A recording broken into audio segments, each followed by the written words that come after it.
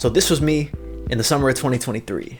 And it's honestly what I consider to be just about my lowest point in my fitness journey. I had been lifting and working out pretty consistently since around 2015, but it felt like since probably 2020 and on that I had stagnated and honestly in some regards kind of degraded in progress, which at the time kind of confused me because I was still pretty consistent. You know, I hit the gym maybe like 1 to 2 times a week, but looking back, the workouts that I did do was honestly just me going through the motions. I was pumping out these mindless reps, picking weights completely at random, and often forgetting to train entire muscle groups. Felt like, for a number of reasons that I won't get into, that fire and that passion that I had for fitness when I was a teenager had kind of diminished a bit.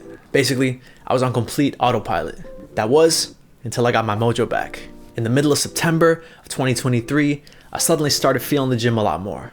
Maybe it was because my mental health improved, but suddenly I was a lot more motivated to pick up those hobbies that I had let kind of fall to the wayside over the past couple years. So by October, I was back to 4 to 5 sessions a week, and on my rest days, all I could really think about was how I was gonna smash that next workout. And so to celebrate this gym renaissance of mine, I decided to bulk. And man, did I bulk. So after 6 months of consistency, hard ass workouts, and a lot of food, I'm up 30 pounds, going from 155 to 185. And so today, we're gonna break down everything I did, everything I changed, and also what's next. So this is reviewing my 6-month bulk. First though, we gotta set the stage.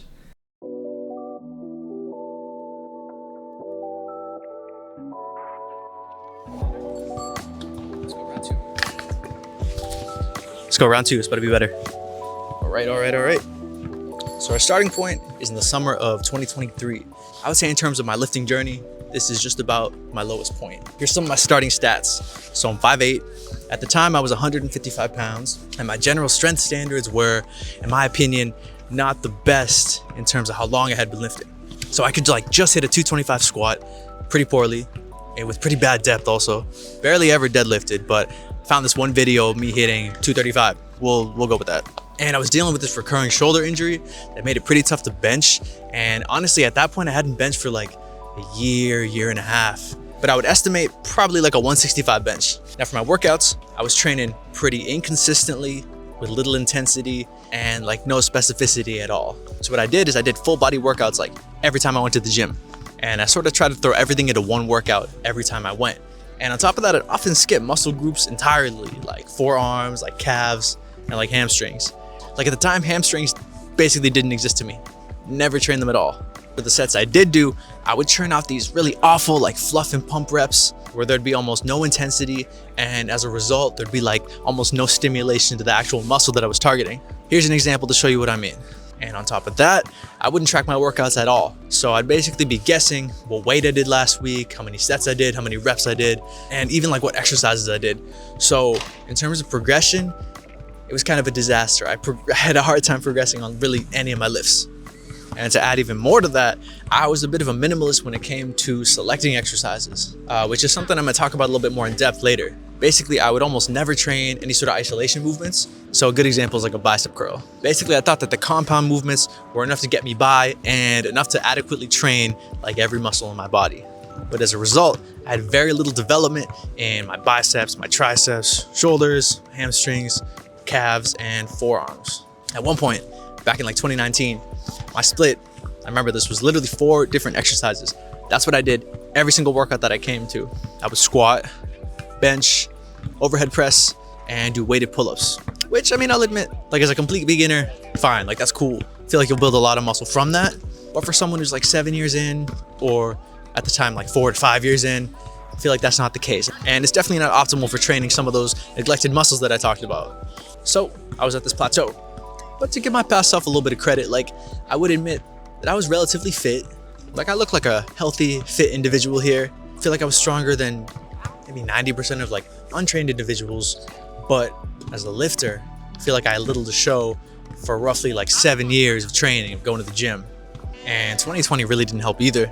That might have been my actual low, because I was doing those same 4 exercises, except that I had no weights because all the gyms were closed. So what I did was pistol squats instead of like a barbell squat, pull-ups with a backpack instead of weighted pull-ups. I guess that's still a weighted pull-up. push-ups with a weighted vest because I had no bench at home. And I honestly don't even know what I did for shoulders. I think I literally like shoulder pressed my backpack with books in it. So yeah, 7 years being in fitness, and in my opinion, didn't have the most to show for it in terms of strength and also in terms of like muscular development at the time. But that's okay, because eventually I feel like I figured it out, especially this past fall. So let's talk about it. Here is what I changed. All right, we're running. All right, new spot. My training, nutrition, my form is all kind of unrecognizable compared to when I started, or even compared to like last fall. So we're gonna go through one by one each of the major aspects that changed in my training. But as an overview, here's the whole list. We got routine / split / consistency. We got workout tracking, form / intensity, exercise selection, and nutrition / protein / just trust the bulk. So for routine, split, consistency, a lot of this, yes, is just going to the gym more. I mean, I went from going 1 to 2 times a week to now maybe like 4 to 5 times a week. Since I'm now going more often, I'm able now to have a more defined split, as opposed to my old strategy where I would do these full body workouts and I'd essentially just try to throw everything at the wall and see what would stick. Oh, does that look ass? All right. So for the majority of the bulk, I ran a push-pull leg split, 3 days on, 2 days off, like that. 3 days on, 2 days off. And overall, since I was splitting my workouts up from full body to now push-pull legs, I had all this room to actually add in all the stuff that I was neglecting. Again, the calves, the hamstrings, the forearms, the shoulders, all that. And I mean, like I said, some of these muscles I legitimately like had never trained before, like hamstrings. Or I'd be like, oh, like I bench pressed today, so I definitely hit shoulders. Yeah, okay. And because of that, at the time, my physique really reflected that. The fact that I didn't hit shoulders or hamstrings or forearms, all that.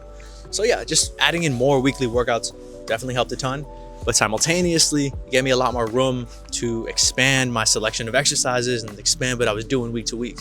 Basically, I was able to train my whole body consistently. All right, we got workout tracking. I didn't really realize how big of a factor this was until I actually started doing it. Here's what I used to do. I had a notes page on my iPhone where I would keep track of basically whenever I hit a PR.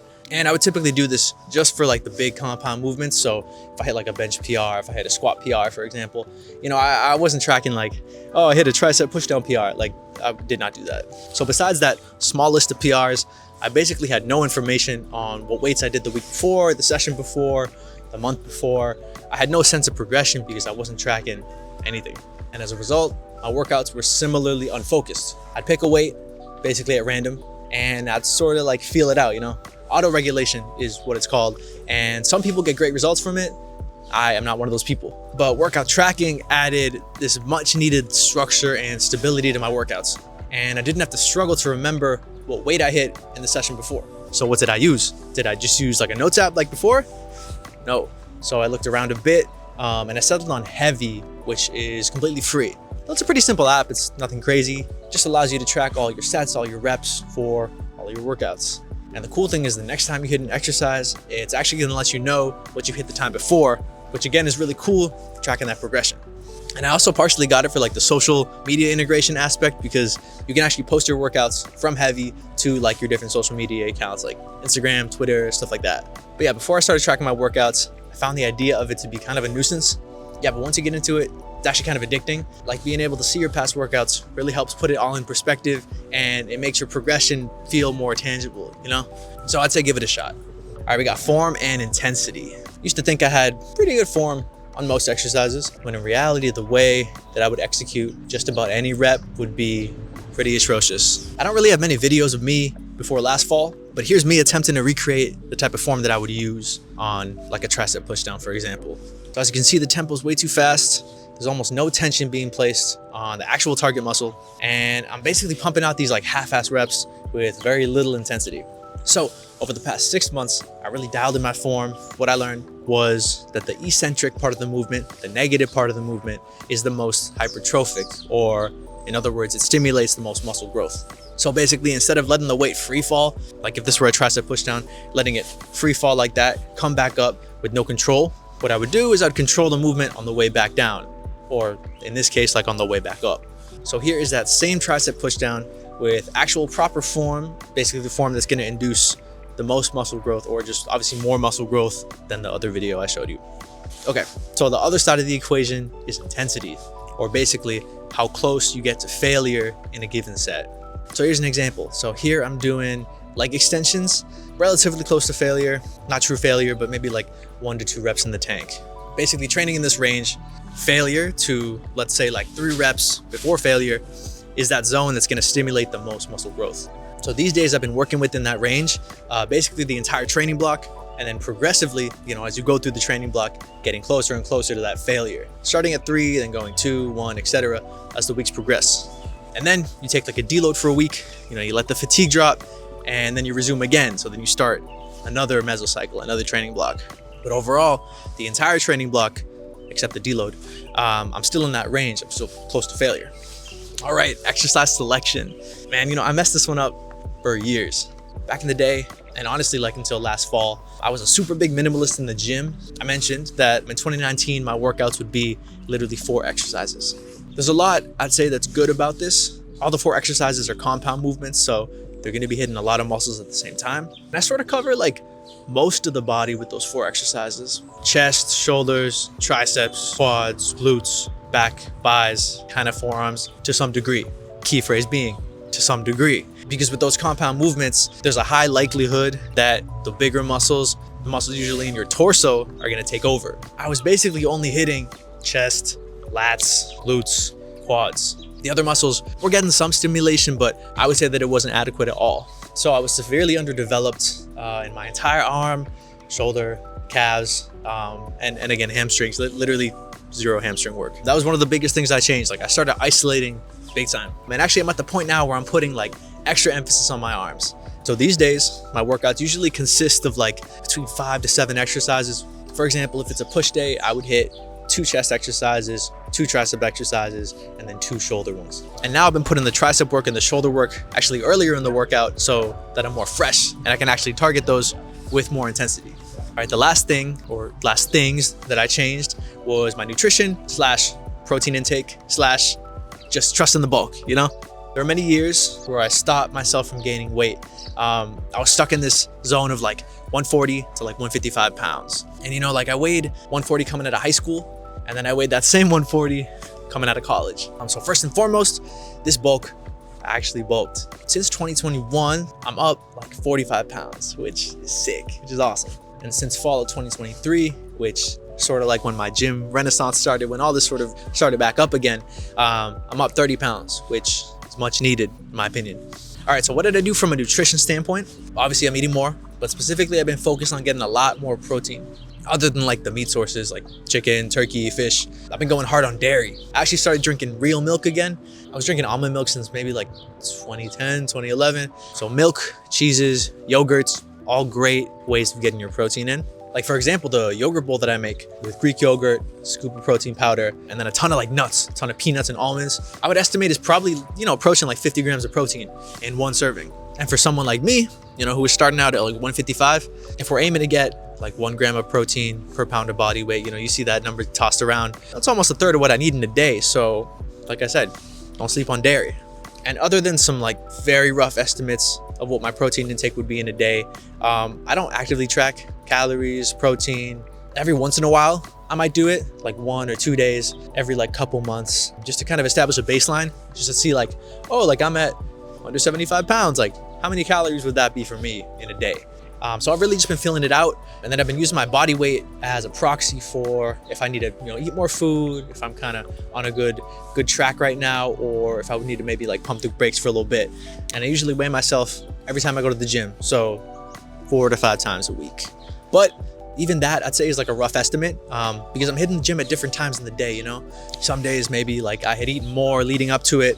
Maybe sometimes I'd like go in the morning and like I hadn't pooped yet. Like that all can fluctuate your weight by like 2 to 3, maybe 4 pounds. Like for me, I've sort of been taking it with a grain of salt every time I weigh myself. At this point, at like the tail end of my bulk, the portions have gotten pretty large. A normal size meal for me, this is like an example, 2 cups of pasta, some chicken, some meat, maybe like 6 to 8 ounces of that, some mixed veggies, and then topped with some sort of like a marinara sauce, and like finished with some oil or something like that. And in general, that's a big point. I've been having 4 to 5 feedings a day. So I don't say meal because I want to think in terms of amount of times a day where I'm able to get like a good serving of protein in. So like my yogurt bowl that I talked about, like that's a feeding, but obviously I don't really consider that a meal. So 4 to 5 feedings, and I've completely dropped any sort of like intermittent fasting or practices like that where I'm like limiting the window where I eat. I don't want there to be a period of time where my body doesn't have any protein to metabolize or to use for muscle building. Not too meticulous about it, but as like a general rule of thumb, I would want to make sure to have some sort of feeding, every like 4 hours max. So those are the major practices when it comes to nutrition, to protein intake, and to like bulking in general. All right, so let's sum it up. I'm protein conscious, get in 1 gram per pound of body weight. I do like a light estimation of protein consumption, doing a slight increase of estimated calories, 4 to 5 feedings a day in roughly like 4-hour increments. And then also I'm gonna add in like just a generally balanced diet. So, eat your fruits and veggies, right? All right, so we talked about basically everything that I changed over these past 6 months. So now we can talk about the results. All right, we're back, we're home. I'm actually filming this a couple weeks later because back then the bulk actually wasn't over yet, and now it is. All right, so in fitness, I feel like generally there's 2 ways that most people measure their progress. One is aesthetic gains, and the other one is performance/strength gains. So for aesthetic gains, we're using this video from early fall 2023 as our starting point. So I just begun the bulk, and I was sitting in the range of roughly like 155 to 185 pounds. So you can see starting off that I have some light muscle definition. Past me was definitely in shape. I was running a lot more, and generally I was pretty athletic and healthy. And I mean, but just looking at this video, I feel like I look so much lankier than I do now, and I don't have nearly as much fullness in my muscles as I do now. And I mean, yeah, I feel like I look pretty good here, but there's definitely a lot more in my frame that I feel like I can fill out. So that's sort of our starting point. All right, let's compare that to how we're looking now. Again, this is roughly like 30 to 35 pounds of weight gain later. Definitely have a lot more muscle alongside with a lot more fluff. But really that's part of the process, I've really been embracing the mass that I've been cultivating. And I was purposely okay with gaining a little bit of pudge, especially towards the end of the bulk, because I honestly just wanted to push my body and see what it was capable of doing. Actually, my original goal back in like October was only like 172 pounds. I remember thinking specifically, I'm not gonna push farther than that because what if I get fat? But honestly, I feel like pushing past that point was really what my body needed. So you're seeing a ton more fullness everywhere in the chest, in the back, in the arms. My legs especially have blown up. I have like no before shots of my legs, which kind of sucks. But they've exploded like crazy to the point where like none of my pants fit anymore. And I know for a lot of people that may not be the best thing when that happens to them. But for me, I'm really excited, and I think that's a really good sign of progress. So, the glutes, the quads, the hams are all leagues bigger than they used to be. So again, here we're sitting at like 188 pounds, and in a bit, I'll start to talk about where I'm going next. But let's talk about strength first, because I feel like completely exploded in strength in just about all my lifts. Bench, it's a little tough to pinpoint, mostly because I only do dumbbell bench. I don't actually really barbell bench. So doing a barbell bench test of my max really wouldn't be worth it because I'm not really trained up in that movement at all. But at the start of my bulk, I was working with like the 50-pound dumbbells, and I could do a few reps with each. And now, here's me hitting the 75s for 5 reps. So definitely a big improvement in strength. For squat, this is a video in like 2023 in May. It was me hitting a pretty awful 2-plate squat for 1 rep. Awful form, pretty low depth. And now, here's my recent PR. It's 275 for 6. And that translates roughly to a 1 rep max of like 315. I've never actually done 315, but it's an estimate, who knows? And I'm actually most proud of my squat out of all my lifts. And that's mainly because for like 3 to 4 months of my bulk, I actually wasn't able to squat at all. Had some knee pain in my right knee, and I was just trying to work through that, and it was actually really, really annoying and really tough. But I finally figured it out in March. So that last month of the bulk, that 1 month, I was really pushing myself hard, try to get that max up. And I know most people would want to know what my deadlift is, because those are like the big 3 lifts, right? Like squat, bench, deadlift, but I don't really deadlift, so we're just not gonna do that one. Instead, I really excelled on cable rows. In October, I was working, I think, in the 130s for cable rowing. And now, here's me hitting 210 for 6 reps. All right, finally, we're gonna talk about where I'm going and what's next. All right, so it's the end of the bulk. I'm tired of eating, to be honest. I'm a bit more out of breath than I was when I was lighter. I'm a bit less nimble, actually probably a lot less nimble, a lot stronger, but a lot less cardiovascularly healthy. So basically, what's next for me? I feel like I've milked a lot of very solid muscle growth during this process, But I think going further would be a lot more cost for a lot less gain. Basically, to continue the bulk would start to put me at a body fat percentage that I feel like is not healthy and I just wouldn't be comfortable being at. Because right now, you know, I feel like a freaking tank. Like I feel swole, stacked, strong. I love it. But I think to push further will start to put me in like an unhealthier territory. And it's bittersweet, you know, because I'd love to hit 200 pounds one day. And I'm kind of close, right? Like 188, it's not that far off from 200. But I think to get there would just be pretty unhealthy, at least during this bulk. So the plan is to maintain this weight for between like 2 to 4 weeks. Actually, spoiler, I've already done that. Really wanted to give my body the ability to heal from any sort of fatigue or stress that's come from just all this training, all this bulking for like 6 months. So I've been eating at maintenance roughly, and then it'll be time to cut. Another spoiler, I'm actually 2 days into the cut right now. And it's only day 3, but you know, it's going pretty smooth. Now, I'm not trying to get shredded or even like beach lean. What I'm actually trying to do is to drop a few percentages in body fat so that my body can, in a sense, reset and be primed for another like 5 to 6 months of muscle building. Because like I said, eventually trying to get to 200, but I know that that's not possible currently, at least not in a healthy way. So my goal roughly is to drop between like 20 and 25 pounds. And I want to be sitting at like 165 between the middle to the end of the summer. And at that point, I'm gonna take another couple weeks to sit at 165, which is gonna let my body heal from any sort of diet fatigue. And then at that point, that's when we start the next bulk. So I wanna push at least 190. If we can get to 200, cool. If we can't, you know, that's fine too. So that was my review of my 6-month bulk. Hope you guys enjoyed. Obviously, this is not at all financial content, but you know, we're branching out. This channel is gonna be a lot more varied, so it's gonna have a lot more lifestyle content on top of the finance stuff as well. So if you enjoyed, make sure to give it a like, make sure to subscribe, stay tuned for my fitness journey, more personal finance tips, and a lot more to come. This is Ian the Sage. I'm gonna catch y'all later.